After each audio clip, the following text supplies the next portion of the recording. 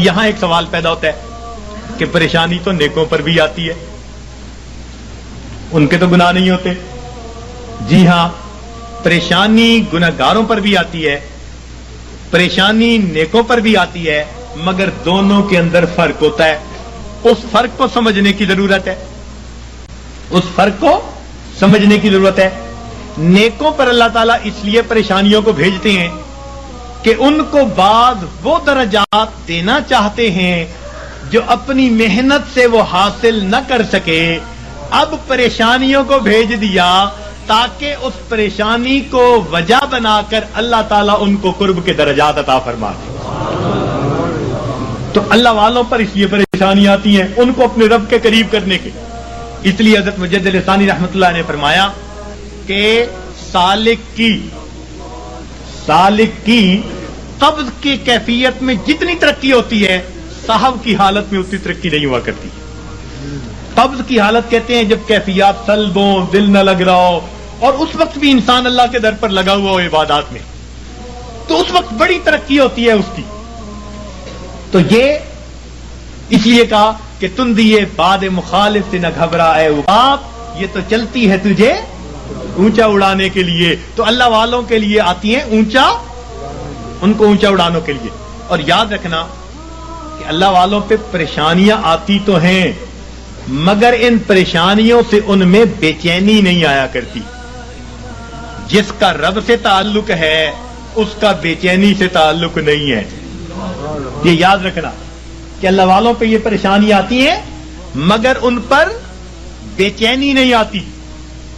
کبھی کسی اللہ والے کو بے چین نہیں دیکھیں گے، وہ پرسکون ہوں گے. پریشانیاں ہیں، خوف ہے، مصیبتیں ہیں، بیماریاں ہیں، مگر طبیعت پرسکون ہوگی. جیسے شیشے کے کمرے میں کوئی بیٹھا ہوا ہو اور باہر آندھی چل رہی ہو تو وہ جھکڑ دیکھ رہا ہے، آندھی دیکھ رہا ہے، ہوائیں دیکھ رہا ہے، درخت گرتے دیکھ رہا ہے، مگر اس کو محسوس بھی نہیں ہو رہا. اللہ والوں کا بالکل یہ حال ہوتا ہے کہ ان کو یہ پریشانیاں مصیبتیں نظر تو آ رہی ہوتی ہیں مگر یہ ان کے دل پر اثر انداز نہیں ہو رہی ہوتی. ان کا دل پرسکون ہوتا ہے.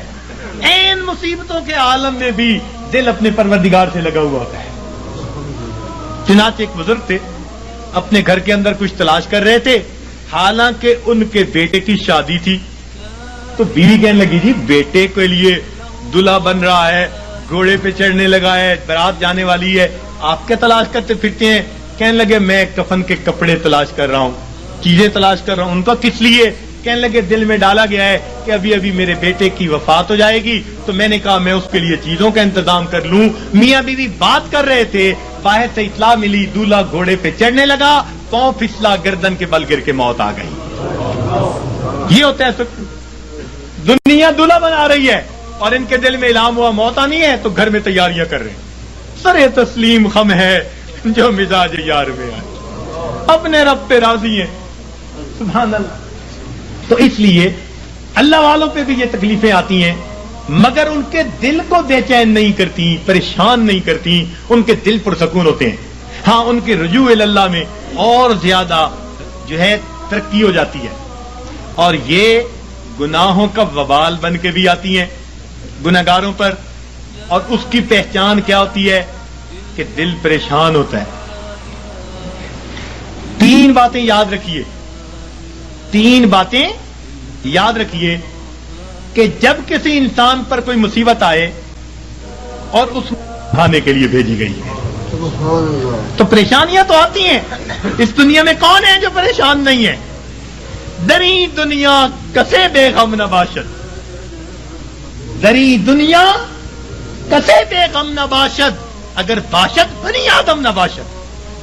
اس دنیا میں کوئی بے غم نہیں، اگر کوئی ہے تو پھر وہ بنی آدم ہی نہیں. تو غم تو ہے ہی اس دنیا کے ساتھ. ہاں جہاں کوئی غم نہیں ہوگا اس کا نام جنت ہے، ابھی وہاں نہیں پہنچے. جب پہنچ جائیں گے تو پھر غم ختم کر دیے جائیں گے. لا خوف علیہم ولا ہم یحزنون، یہ کہہ دیا جائے گا.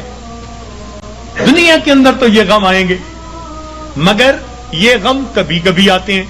ایک بات اور دیکھیے کہ اللہ تعالیٰ کی طرف سے آسانیاں زیادہ اور تنگیاں تھوڑی، صحت کا عرصہ زیادہ، بیماری کا عرصہ، کھانے پینے کا وقت زیادہ، اور فاقوں کا وقت، تو عنایات زیادہ ہیں، امتحان کبھی کبھی، عنایات زیادہ ہیں اور امتحان کبھی کبھی. تو جب عنایات اتنی زیادہ ہیں تو کبھی کبھی کوئی امتحان آ جائے تو ہم پھر بھی اپنے رب سے راضی رہیں. وہ اپنے آپ کو سمجھیں کہ پریشان ہونے کی کیا ضرورت ہے. کسی عارف نے کہا لطف سجن دم بدم قہر سجن گاہ گاہ، لطف سجن دم بدم قہر سجن گاہ گاہ، ای بھی سجن واہ واہ، اون بھی سجن واہ واہ. میرے مالک ہم اس پہ بھی راضی ہیں، میرے مولا ہم اس پہ بھی راضی ہیں. یہ ہے بندگی، یہ ہے بندگی. اور ہم پریشان ہو کر اگر کوئی بدعقیدہ بندہ تعویذ دینے والا ہے ادھر بھی بھیجتے ہیں عورتوں کو، عاملوں کے پاس، نجومیوں کے پاس، جادو کرنے والوں کے پاس، کالے علم والوں کے پاس ایمان گواہ بیٹھتے ہیں. اور بڑے بڑے نمازی اور سالک اور ذکر مراقبہ کرنے والے پریشان ہو کر. ہرگز نہیں. پریشانیوں کے اندر کبھی ایسے لوگوں کی طرف نہیں جانا، پریشانی کے وقت میں اپنے پروردگار کے گھر کی طرف آنا ہے. مسجد کی طرف آئیں اور اللہ سے اپنے دل کی بات کہیں، اللہ کے سامنے اپنے دل کا دکھ بیان کریں. جب دل کا دکھ اللہ کے سامنے بیان کریں گے تو پروردگار پھر ہماری اس مناجات کو قبول فرما لیں گے. تو ہمیں کسی نے پریشان نہیں کیا، ہمیں ہمارے گناہوں نے پریشان کر رکھا ہے. ہم دوسروں سے حسد کرتے پھرتے ہیں، فلاں نے کر دیا ہوگا، فلاں نے کر دیا ہوگا، فلاں نے کچھ کر دیا ہوگا، اس نے باندھ دیا ہوگا، اس نے باندھ دیا ہوگا. پتہ نہیں کتنے چھوٹے سے خدا بنائے ہوئے ہیں ہم نے، کسی نے کچھ نہیں باندھا. باندھنے والی، کھولنے والی وہ ایک ہی ذات ہے. واللہ یقبض و یبسط والیہ ترجع. تو ہم اس ذات کی طرف رجوع کریں اور ہماری پریشانیاں اللہ تعالیٰ پھر اس طرح ختم کر دیں گے. تو مصیبتیں آتی ہیں، مگر مصیبتیں، پریشانیاں اکثر اوقات گناہوں کے سبب سے آتی ہیں. اس وجہ سے انسان مایوس بن جاتا ہے، اعمال چھوٹ جاتے ہیں، انسان ذکر و سلوک میں پیچھے رہ جاتا ہے. اللہ والوں پر جو پریشانی آتی ہیں وہ درجات کو بڑھانے کے لیے آتی ہیں. اب یہ ایک بنیادی بات سمجھنے کے بعد یہ بات ذہن میں رکھیے کہ جب کسی بندے کو جگایا جائے اور وہ پھر بھی نہ جاگے تو پھر غصہ آتا ہے. گھر میں بھی ماں بچے کو جگائے، باپ بیٹے کو جگائے اور وہ نہ جاگے تو غصہ آتا ہے. جب اللہ تعالیٰ بندوں پر پریشانیاں بھیجتے ہیں اور وہ پھر نہیں جاگتے، یہ اللہ تعالیٰ کے غصے کا سبب بنتا ہے. اور پھر اللہ تعالیٰ اس کو دنیا کے اندر عبرت بناتے ہیں. فرماتے ہیں اولا یرون انہم یفتنون فی کل عام مرتن او مرتین ثم لا یتوبون ولا هم یذکرون. کیا یہ نہیں دیکھتے ہر سال میں ایک دفعہ یا دو دفعہ ان پر مصیبتیں بھیجی جاتی ہیں، پھر بھی توبہ نہیں کرتے، پھر بھی نصیحت نہیں حاصل کرتے. تو جب انسان جگانے کے باوجود نہیں جاگتا تو پھر اللہ تعالیٰ اپنے عذاب کا کوڑا بھیجتے ہیں. جب انسان گناہوں میں گھر جاتا ہے پھر اللہ تعالیٰ اس پر ہاتھ ڈالتے ہیں، پھر اس کو جہنم کی آگ میں بھیجتے ہیں.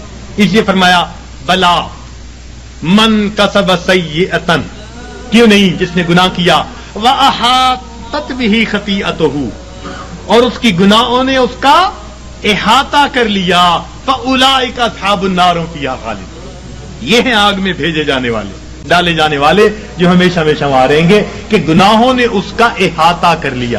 تو کبھی کبھی گناہ بندے کو گھیر لیتے ہیں. جھوٹ کی زندگی، جھوٹ کی زندگی. اب غلط تعلق ہے کہیں، بندے بندے کے سامنے جھوٹ بول رہا ہے، پردے ڈالتا پھر رہا ہے، اس کے سامنے جھوٹ، اس کے سامنے جھوٹ، اس کے سامنے جھوٹ.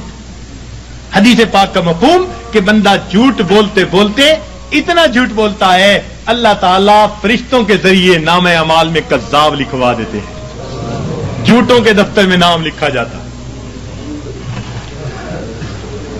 چھپا چھپاتے پھرتے ہیں بندوں سے، پروردگار سے تھوڑا چھپا سکیں گے ان باتوں کو؟ تو کبھی کبھی انسان اپنی بری عادات کو نہیں چھوڑتا اور گناہوں کے اندر گھر جاتا ہے ان کو چھپانے کی خاطر، اور یہی چیز اس کے لیے مصیبت بن جاتی ہے۔ پھر ذکر میں ترقی کیسی، سلوک میں آگے بڑھنا کیسا؟ اب کبھی کبھی اوراد وظائف کر رہے ہیں، ساتھ کبیرہ کبھی مرتکب ہو رہے ہیں۔ یہ تو ایسا ہی ہوا جیسے گولیاں بھی کھا رہے ہیں اور ساتھ ساتھ زکام کے ہوتے ہوئے برف والا پانی بھی پیتے پھر رہے ہیں، تو زکام کیسے دور ہوگا؟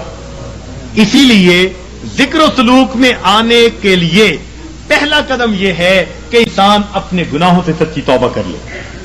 یہ پہلا قدم ہے، یہ پہلا قدم ہم اٹھا لیں، پھر دیکھیے یہ تھوڑی دیر کا مراقبہ ہمارے لیے معلوم نہیں کتنی برکتوں کا باعث بن جائے گا۔ ہم جو کہتے ہیں نا ہوتا کچھ نہیں، ہمارے مشائخ بڑی اللہ، ان حضرات نے اپنے مشائخ جن کی خدمت میں ہم نے اپنا وقت گزارا، ہم نے ان کی توجہات کو دیکھا، میرے دوستوں، میرے مہربانوں، ہمیں تو جو ملا اپنے مشائخ کی توجہ سے ملا۔